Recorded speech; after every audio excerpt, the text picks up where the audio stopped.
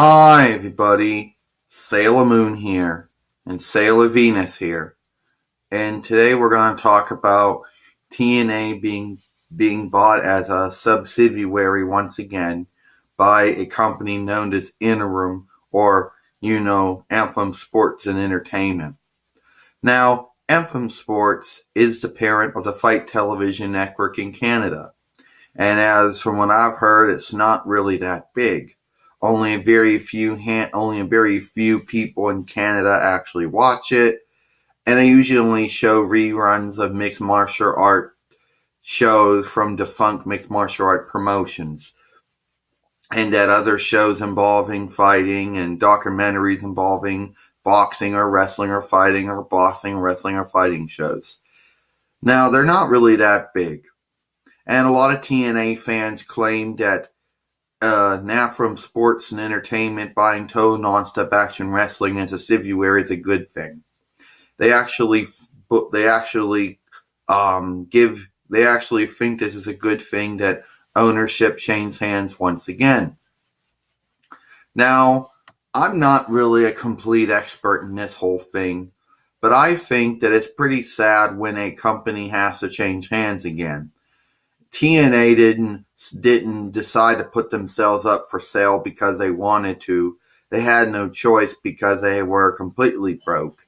They were owing money to utilities, taxes, loans and credit, employees and contractors they owe money to. And the only way that they could at least try to get their expenses, their debts paid, was to sell to another company.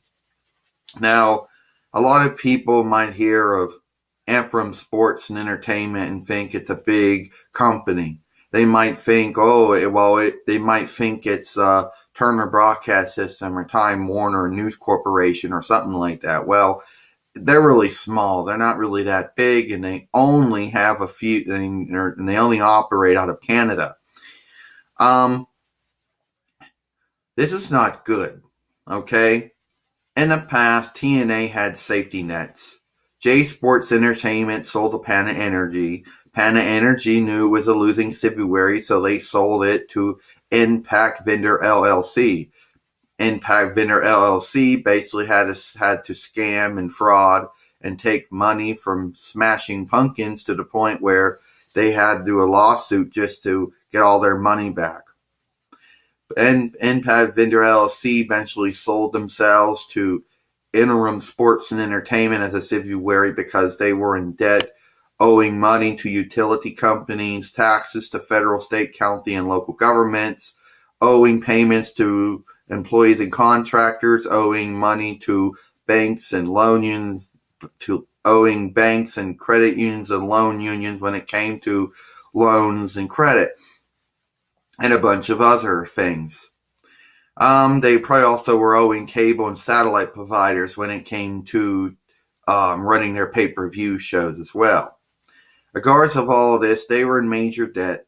TNA fans propaganda all the time and claimed that it didn't matter if TNA switched hands multiple times. It didn't matter if TNA was in debt. It didn't matter if TNA had to jump from ownership to ownership, network to network. They claim everything's great. Right, Salem? Right, Sailor Venus? Yeah, these bloody goofballs, TNA fans, propaganda that everything is great.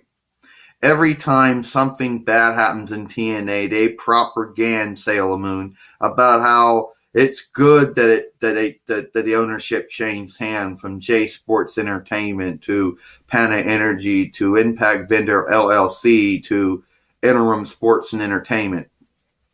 They propaganda how it's a good thing that they went from the Fox Sports Network to Spike Network to Destination America Network to Pop TV Network.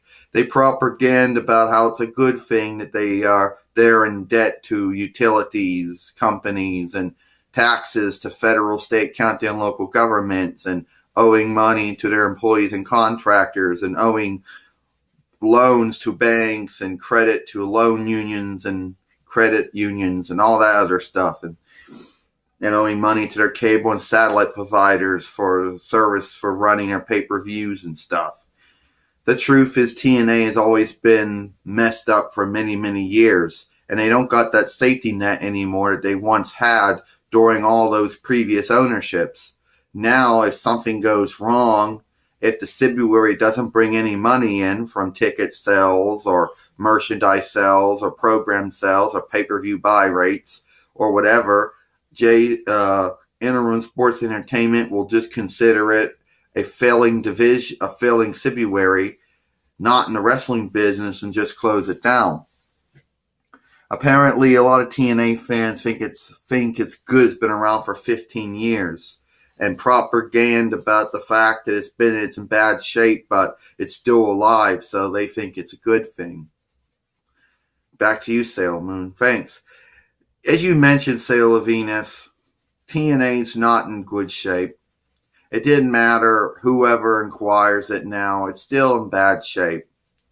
Interim Sports Entertainment is naming a new Civuary head to take over the operations of the newly bought Civuary. And now they're going to supposedly try to turn it around. They're supposedly going to try to get all the debts paid. They're going to try to improve ratings on Pop Television Network. Try to improve ticket sales and pay-per-view buy rate. They're going to try to improve merchandise sales. They're going to try to improve interest with the wrestling. But I hardly doubt that they're ever going to be able to get it back to where it allegedly once was. Now, this whole Matt Hardy and Jeff Hardy broken angle, basically that's the only thing that TNA has going for them that was at least decent or at least good. But what happens when the Matt and Jeff Hardy broken storyline angle runs its course? Or what are they going to fall back on? They don't really have anything to fall back on besides that. So, TNA being bought as a subsidiary now once again, changing ownership once again, is pretty sad. One more last thing, Sailor Venus, sure. At least Dixie Carter's out of the picture. She never understood wrestling, you know. I mean, Jerry Jarrett, he had understanding of wrestling, but then he lost money. Jeff Jarrett had some understanding of wrestling, he lost money. Robert Carter lost a lot of money on TNA, but he never really understood wrestling. Dixie Carter kept bullshitting and claiming she understood wrestling, but the truth is she never did, and she lost her own money on it later on too, to the point where they had to get Billy Corgan involved, and he lost money, and they scammed and frauded money from him to the point where he had to sue them to get his money back and to end the partnership. And it was just a downward spiral, you know. So, TNA fans, you can go ahead and celebrate the change of ownership again. You can go and celebrate for the fact that TNA's been around for 15 years and praise the fact that they owe money to utilities and taxes and banks and credit unions and loan unions, and owe taxes to government, and owe payments to employees and contractors, and owe cable and satellite providers money for running their pay-per-views and stuff. You can praise all that stuff if you want. You can look really foolish. It's your choice. It's your right. Anyway, that's it. Sailor Moon, Sailor Venus. See you later.